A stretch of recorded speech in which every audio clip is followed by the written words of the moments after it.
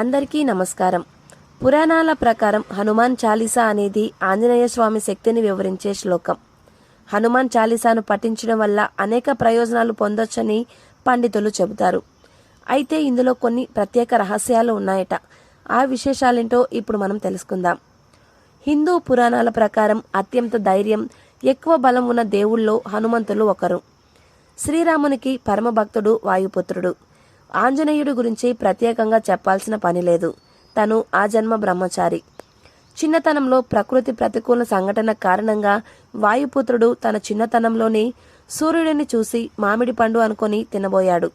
అప్పుడు ఇంద్రదేవుడు తన వజ్రాయుధంతో కొట్టడం వల్ల తన మూతి వికృతంగా మారిపోయినట్లు పురాణాల్లో పేర్కొనబడింది. హిందూ గ్రంథాల ప్రకారం 8 మంది చిరంజీవులు ఉన్నారు. చిరంజీవి అంటే మరణం లేనివారు. అందులో హనుమంతుడు ఒకరు.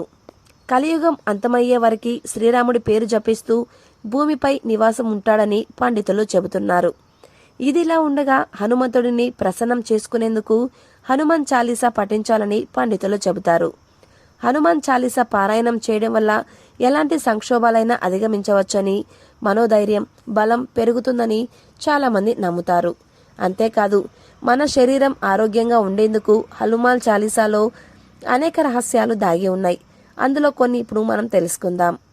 హనుమాన్ చాలీసా పఠించే వ్యక్తి అన్ని రోగాల నుంచి విముక్తి పొందుతాడు. దీంతో పాటు మానసిక ప్రశాంతత లభిస్తుంది. అంతేకాదు, మానసిక సమస్య, ఆరోగ్య సమస్యల నుంచి ఉపశమనం లభిస్తుంది. అనారోగ్య సమస్యలతో ఇబ్బంది పడేవారు తప్పకుండా హనుమాన్ చాలీసా పఠించాలి. హనుమాన్ చాలీసాలో 40 శ్లోకాలు ఉంటాయి. ఇవన్నీ హనుమంతుడి గురించి, ఆంజనేయుడు శక్తిని కీర్తిస్తూ ఉండేవి. విశ్వానికి వాయుపుత్రుడు చేసిన సేవల గురించి తెలియజేస్తుంది. హనుమాన్ చాలీసాలోని 40 శ్లోకాలు అత్యంత శక్తివైనవని పురాణాల్లో పేర్కొనబడింది. ఈ పంక్తులన్నీ ఆంజనేయుల స్వామి గురించి తెలియజేస్తాయి. హనుమాన్ చాలీసా రాసిన వారిలో తులసీదాస్ పేరు ప్రముఖంగా వినిపిస్తుంది. ఈయనే హనుమాన్ చాలీసా రచయితగా ప్రసిద్ధి చెందాడు. హనుమాన్ చాలీసా పారాయణం చేయడం వల్ల ఆంజనేయుడి అనుగ్రహం కలుగుతుందని తనే హనుమాన్ చాలీసా చివరి శ్లోకంలో వివరించారు. హనుమాన్ చాలీసాలో మొదట్లో 43 శ్లోకాలు ఉన్నాయి. ఇందులో 2 ద్విపదులు, 40 చతుర్భుజాలు ఉంటాయి. చివర్లో మళ్ళీ 2 ద్విపదాలు ఉంటాయి.